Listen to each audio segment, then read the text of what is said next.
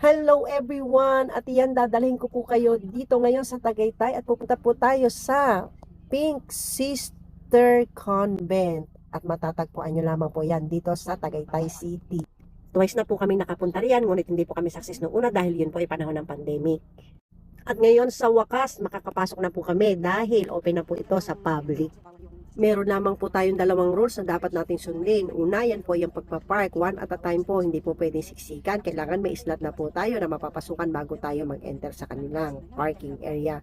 At ang pangalawa po ay yung pagpasok po natin sa chapel. Kailangan po i-turn off po natin ang ating mga cellphone para po maiwasan ng ingay habang tayo ay nagdadasal.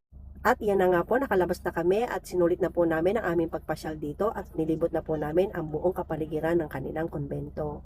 At kitang-kita naman po na nag-i-enjoy ang bawat isa sa amin dahil napakaganda po ng kanilang lugar. Hindi po ito napakalaki pero sulit po ang punta dahil double purpose na rin po ang maaaring mangyari dito.